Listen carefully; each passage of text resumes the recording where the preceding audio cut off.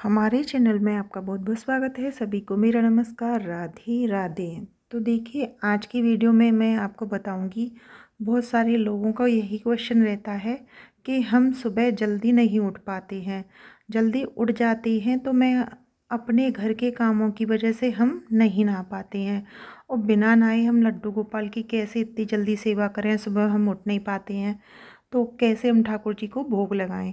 तो बहुत से लोग तो इसी वजह से लड्डू गोपाल की सेवा नहीं कर पाते हैं कि घर में इतने काम होते हैं तो हम कैसे सेवा करेंगे, कैसे जल्दी नहाएंगे। तो देखिए, जो लोग जल्दी नहीं नहा पाते हैं वो क्या करें, कैसे लड्डू गोपाल की सेवा करें।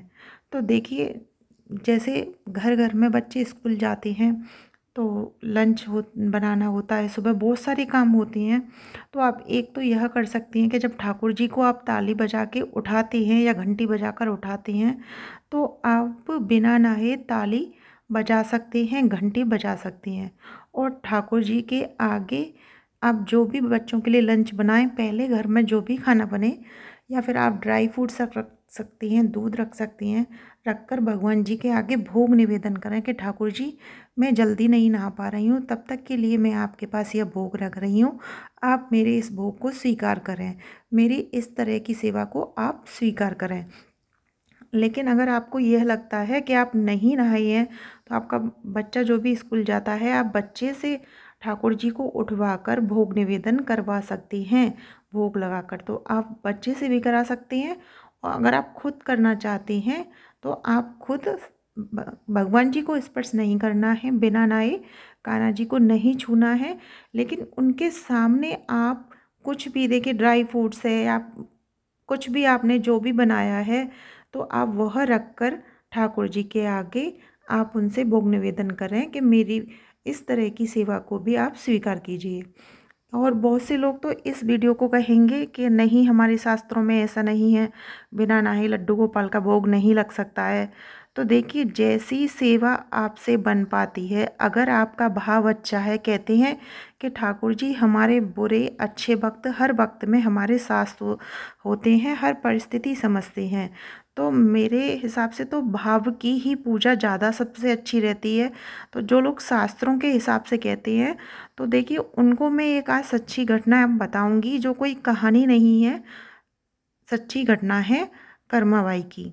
जब कर्माबाई 13 साल की थी, कार्तिक पूर्णिमा के स्नान करने के लिए उनके पिता पत्नी सहित पुष्कर जाते समय पिता ने भगवान की जिम्मेदारी कर्माबाई को सौंपी।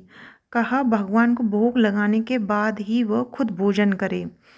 उनके जाने के अगले दिन ही कर्माबाई ने सुबह स्नान कर बाजरे का खिचड़ा बनाया, उसमें खूब घी डालकर उसने भगवान की मूर्ति के सामने रख दिया।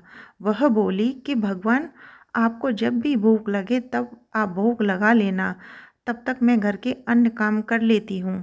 इसके बाद वह काम में जुट गई और बीच बीच में थाली देखने आने लगी, पर जब भगवान को खिचड़ा नहीं खाते पाया, वह चिंता में पड़ गईं, रोने लगीं। फिर खिचड़ी में घी व मीठा कम होना सोचकर उसमें दोबारा से घी व गुड़ और मिला जाती, और फिर से भगवान से कहती कि आप खा लेना, मैंने बहुत अच्छा बनाया है। और सामने बैठकर देखती रहती कि भगवान जब भोजन करें तब मैं खाऊं, क्योंकि भगवान को भोजन करा कर ही मैं खाऊंगी। अब ऐसा देखते देखते कर्माबाई ने देखा कि भगवान तो भोजन नहीं खा रहे हैं। तो कर्माबाई बोली, आप जब तक भोग नहीं लगाएंगे मैं भी खाना नहीं खाऊंगी।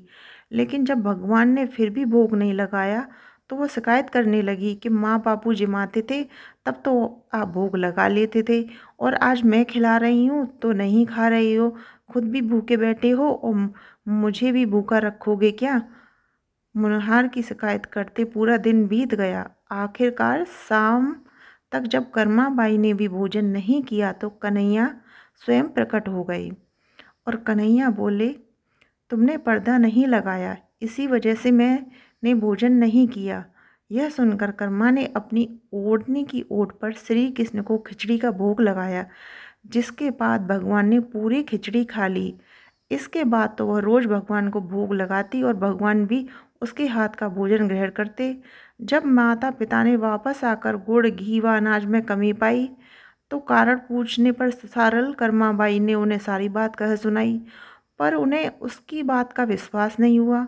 अगले दिन परीक्षा लेने के लिए वो कर्माबाई से भोग लगवाया तो भक्त का मान रखने के लिए भगवान खिचड़ी खाने आ गए। इसके बाद तो पूरे गांव में यह बात फैल गई कि जल्दी कर्माबाई जगत में विख्यात हो जाएगी।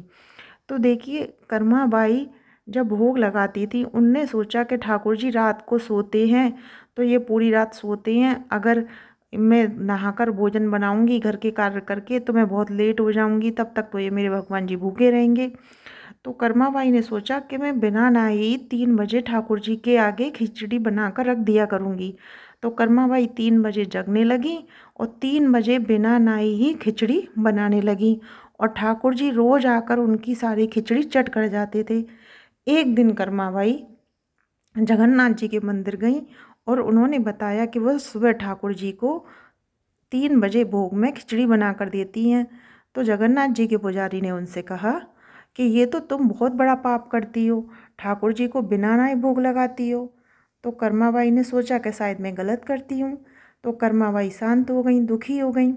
उन्होंने घर आकर दूसरे दिन सुबह जल्दी भोग नहीं लगाया, घर के कार्य किए और कार्य करने के बाद जब नहाकर भोग लगाया तो बहुत देर हो चुकी थी। भाई इतनी देर ठाकुर जी हमारे भूखे नहीं रह पाए, वो किसी और के यहाँ जाके खाना खा के आए। तो कर्माबाई ने भोग लगाया तो जब वो घर के कार्य कर के चुकी थी बहुत देर हो गई थी, तो ठाकुर जी दूसरी जगह पेट भर के आ गए तो वो खाना खाने आए ही नहीं। तो कर्माबाई ने सोचा कि शायद मैंने भोजन देर से बनाया है, इसीलिए कान्हा जी ने किसी और के घर जाकर भोजन कर लिया। तो अगले दिन फिर से कर्माबाई ने अपनी वही पूजा की कि सुबह 3 बजे उठी और खिचड़ी का भोग बनाकर ठाकुर जी को बिना नहाए लगाने लगी। तो एक दिन क्या हुआ, जगन्नाथ जी के पुजारी जी जब जगन्नाथ जी की सेवा कर रहे थे तो उन्होंने सुबह उठकर देखा कि जब वो पूजा कर रहे तो पर्दा हटाया, उनने देखा जगन्नाथ जी के मुंह पर चावल का एक दाना लगा हुआ था। तो वह समझ गए कि आज प्रभु कर्माबाई के यहाँ खिचड़ी खाकर आए हैं। तो देखिए, इससे मैं आपको बस यह समझाना चाहती हूँ कि वो बिना नहाए ठाकुर जी के लिए भाव से कि मेरे ठाकुर जी हैं, मेरा मान रखने के लिए खाना खाने आएंगे, तो वह ठाकुर जी स्वयं उनका खाना खाने आते थे और कर्माबाई बिना नहाए भोग लगाती थी। तो आप वैसी सेवा कीजिए जिससे हमारे प्रभु को कष्ट ना हो या हमारे द्वारा किसी को कष्ट ना हो। भाव की पूजा ही सबसे बड़ी पूजा होती है। देखिए, नहाकर भी पूजा करने से अगर आपका पूजा में मन नहीं है तो वह पूजा नहीं लगेगी।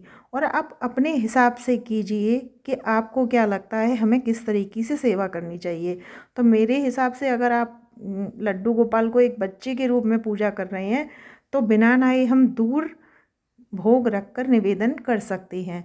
और शास्त्रों के अनुसार मैंने सिर्फ एक ये सच्ची घटना इसलिए सुनाई है आपको कि देखिए, हमारे पुराने इतिहास में भी ऐसी बहुत सी सच्ची घटनाएं हैं प्रभु की जिन पर हम विश्वास कर कर उनके हिसाब से भी सेवा कर सकते हैं।